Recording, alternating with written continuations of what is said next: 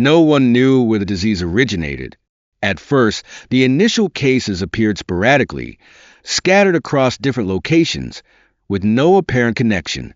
A soldier was shot through the heart during a minor skirmish on the frontier planet Cerberus 4. He was presumed dead until, just minutes later, he gasped for air and stood up, his chest still drenched in blood. His comrades, torn between terror and exhilaration, rushed him to a medical tent. But when the doctor scanned him, they made a horrifying discovery: his heart had stopped beating long ago. At the same time, in an industrial zone on Mars, a worker suffered a catastrophic accident on the assembly line. His body was crushed beneath a machine weighing several dozen tons. Those who witnessed the event knew there was nothing left to save. But hours later, something horrifying happened. From the mangled remains of his flesh, tissues began to regenerate. Broken bones fused together. New skin formed over the torn flesh. The man who had been declared dead crawled out from the wreckage, his eyes vacant yet filled with determination. He stood, his legs still trembling, before resuming his work as if nothing had ever happened. Scientists were bewildered. Governments called upon the best experts in biology, medicine, and genetic engineering. At first, they hoped this was some miraculous medical breakthrough, an unprecedented leap in human evolution. But the more they studied, the more they feared. There was no virus, no signs of nanotechnology, no biological agent that science could explain. They took genetic samples from the infected and compared them to pre-existing records. What they found was impossible. Their DNA was exactly the same as before, yet something had fundamentally changed in the way their bodies functioned. Human cells weren't just regenerating at an accelerated rate, they were refusing to die. Experiments showed that if a person lost a limb, their body would grow it back. If they were burned to ashes, their remains would reassemble, strand by strand, until their body was whole again. But the most terrifying part was that these people remembered every moment of pain they had endured. In one experiment, a volunteer soldier was shot in the head with a high-energy weapon. He collapsed instantly, no heartbeat, no brain activity. He was dead. 7 hours later, his body twitched. His brain matter reconstructed itself. His skull regenerated. When he opened his eyes, there was no confusion, no shock, only anger. He remembered everything. The burning sensation in his skull, the agonizing pain, the moment his consciousness faded into darkness. "Don't ever do that again," he growled before walking out of the laboratory. What began as isolated incidents quickly spiraled out of control. Soldiers on the battlefield soon realized they could not die. Medics were left bewildered as patients declared dead in emergency rooms suddenly sat up, as if nothing had happened. But what was truly terrifying was that every time they came back, they were stronger, more determined, as if death and pain were merely challenges to overcome. News of this bizarre phenomenon spread to the farthest human colonies. Governments tried to suppress it, but they couldn't. The Galactic Alliance, the most powerful organization in the known universe, watched the unfolding events with growing horror. At first, they suspected this was a biological weapon, a secret human military experiment gone wrong. But as the situation spiraled out of control, they realized that even humanity's own leaders had no idea what was happening. A crisis meeting of the Supreme Council of the Galactic Alliance was called. The most powerful races in the universe gathered to discuss this new threat. "We must put an end to this immediately," declared the Vra's representative, a tall, blue-skinned being with piercing eyes. "If humans are truly immortal, they will become the nightmare of the universe. A species that cannot die will never stop," added Grand General Zalzeth of the Xur Empire. "They can be defeated in battle, but if they just keep coming back, we will never win. They are no longer living beings. They are a curse." That word spread like wildfire. The curse of the undying. Entire human colonies were isolated. The Alliance imposed a blockade on every route leading into human space, hoping to contain the plague before it spread beyond control. But what they didn't understand was this. It wasn't a disease. It wasn't a curse. It was evolution. And no matter how many times humanity was burned, shattered, or obliterated, they would always return. News of humanity's so-called curse of immortality spread across the galaxy like wildfire. Races that once considered themselves supreme now trembled as reports of the war surfaced. On interstellar news networks, footage of human soldiers being torn apart only to rise again, their bodies reduced to ash and yet, restored hours later as if untouched, became a nightmare that haunted every species. Humans had always been seen as a young, ambitious race, bold, but ultimately controllable. They were intelligent, daring, but fragile. The Galactic Union believed that if humanity ever became too great a threat, a large-scale war would be enough to crush them permanently. But now, that belief had become a cruel joke. When war officially erupted between humanity and the Union, the most powerful races deployed their full might to extinguish the threat before it could spread. The first battles were nightmares beyond imagination. The Xur fleet, known as the Blade of the Union, initiated the conflict with a massive assault on the Epsilon Eridani system, one of humanity's key defensive lines. They rained down plasma bombs, unleashing their most advanced anti-infantry weaponry upon the planet's surface. Hundreds of thousands of human soldiers burned alive in an ocean of fire. Every biological scanner confirmed the same thing. Not a single survivor. They thought they had won. 2 days later, the Xur troop station on the planet began experiencing nightmares. At first, it was just shadows in the dark, distant whispers, strange footsteps rustling through the ruins. Some claimed to see figures crawling out from the ashes, but no one believed them.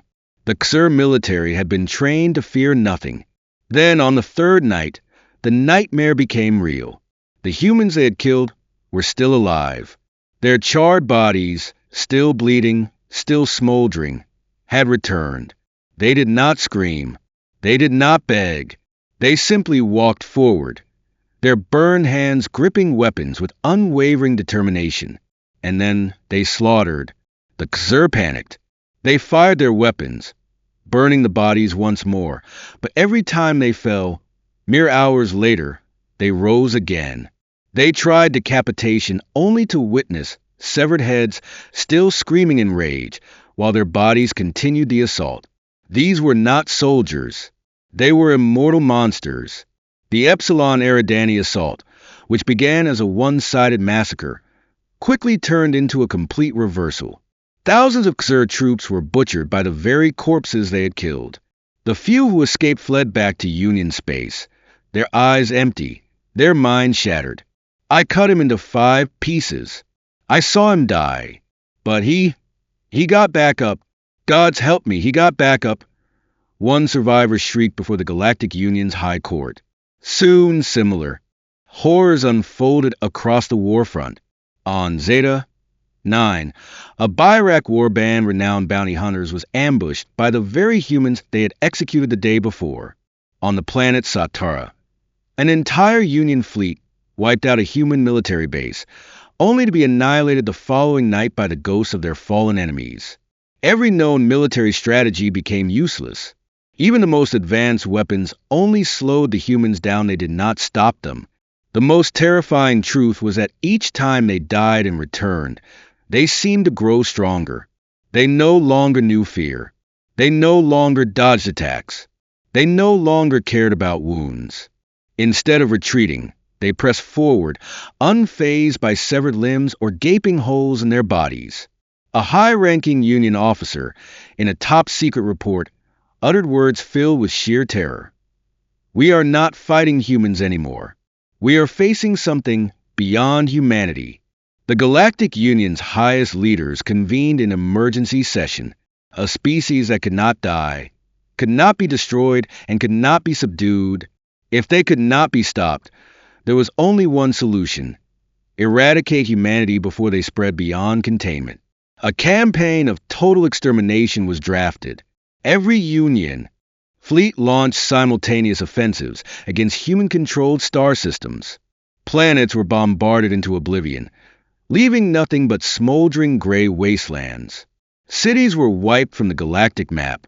The Union believed that if they could obliterate human civilization before it was too late, they could end this nightmare.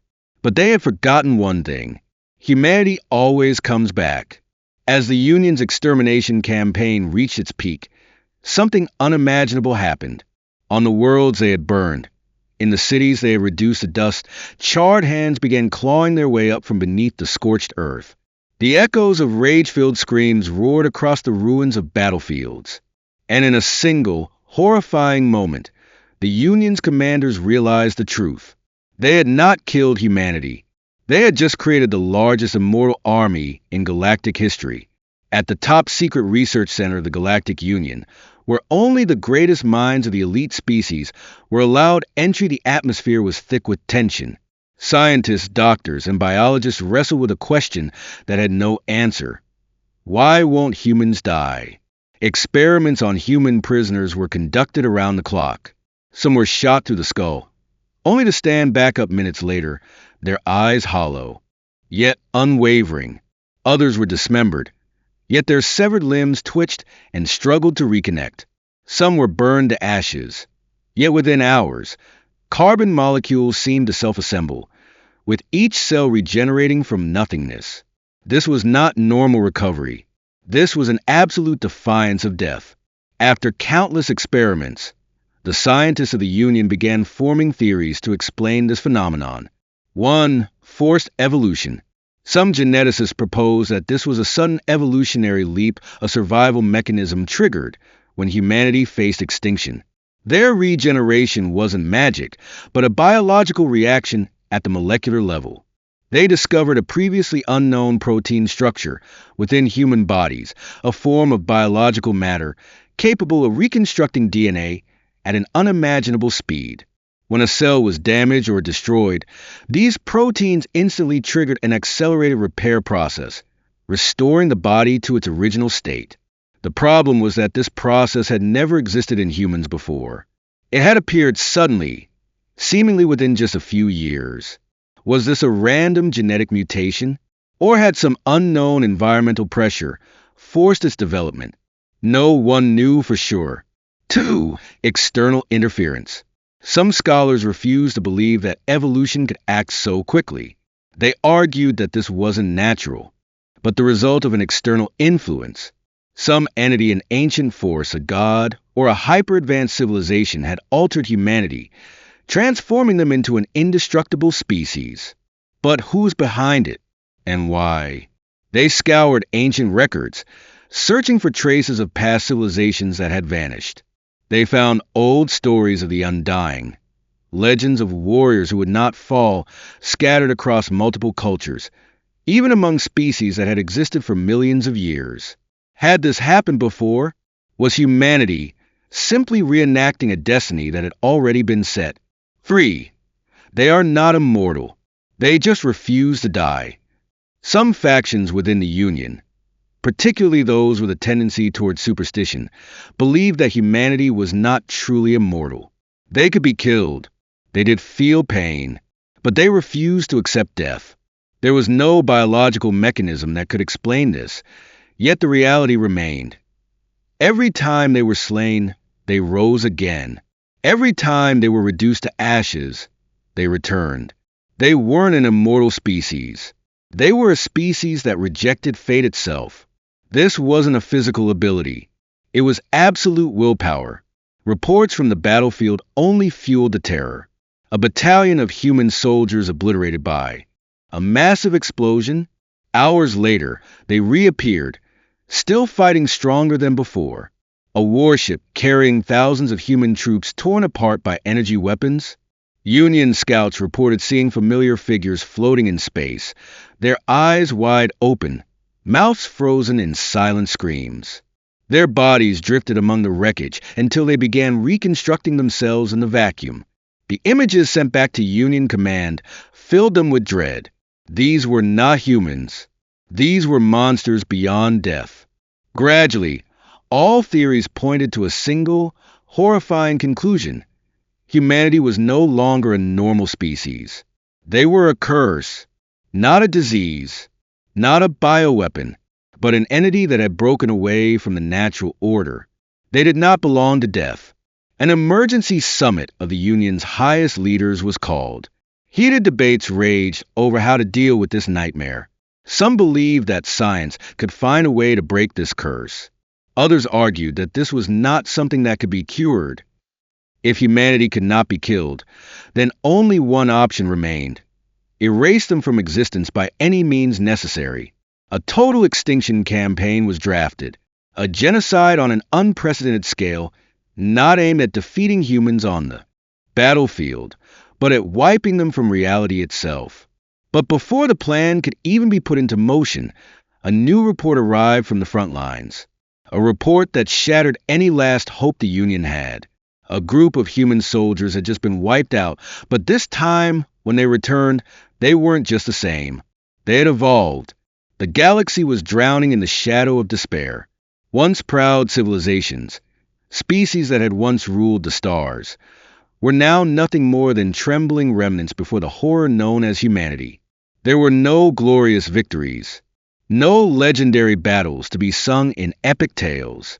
Only a slow, inevitable collapse, one planet at a time, one empire at a time. At first, the Galactic Alliance believed they could fight back. They had faced terrifying enemies before extra-dimensional invaders, star-consuming entities, even rogue artificial intelligences that had once nearly exterminated all organic life. But nothing was like humanity. Every strategy failed. Every weapon was useless. Impossible. Humanity needed no supply lines, no rest. Their armies fell, only to rise again, while the Alliance's forces grew weaker with each engagement. Impossible. The Alliance had tried everything.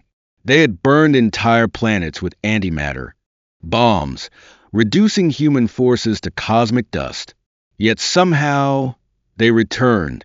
Even when reduced to ashes, they found a way to rise again. Impossible. Humanity did not understand the concept of surrender. They did not fight for territory, nor for resources. They fought for something far simpler. They refused to be annihilated. The Xur were a warrior species, once considered the greatest fighters in the galaxy. With a military legacy spanning millions of years, they believed themselves to be the ultimate conquerors. Then humanity arrived. At first, the Xur massacred human forces in swift, brutal campaigns. They took pride in the millions they had slain. But days later, those they had killed appeared once more standing on the very doorstep of Xur Prime, their capital world. The once mighty Xur warriors recoiled in terror as the very corpses they had slain now stood before them, still gripping their weapons, their hollow eyes burning with unyielding determination. The Xur retreated, but there was nowhere to run. No matter where they fled, human soldiers emerged from the darkness, from the ruins, from the very flames the Xur had set. In the end, the Xur Emperor took his own life before his capital could fall, not out of honor, but out of pure terror, the fear that even in death, the monsters would drag him back from the grave.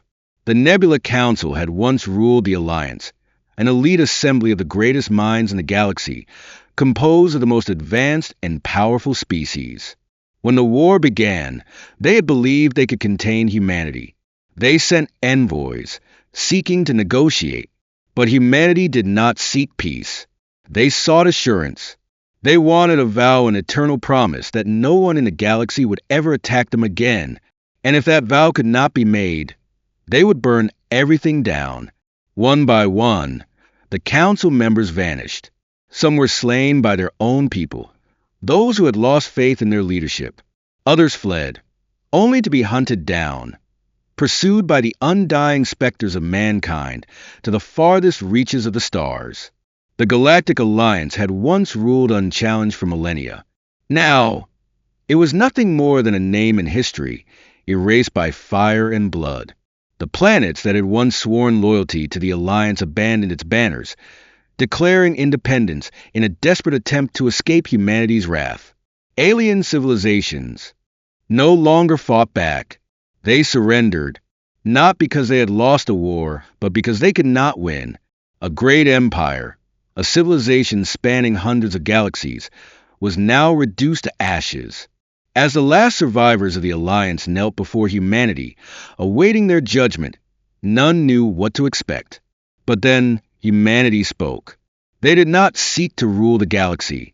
They did not desire dominion over millions of worlds. They wanted only one thing: peace. They sent a simple message to all remaining civilizations. We do not wish to rule the galaxy, but if anyone dares to strike at us again, remember that death no longer stops us. A warning, a curse. The galaxy fell silent. No one dared to respond. No one dared to resist. No one dared to raise a weapon again. Humanity was not immortal, but they were unstoppable. Humanity's dominance was not the end, but the beginning of a greater journey. After putting an end to the Galactic Alliance, after the collapse of the oldest empires, they realized that one question remained unanswered.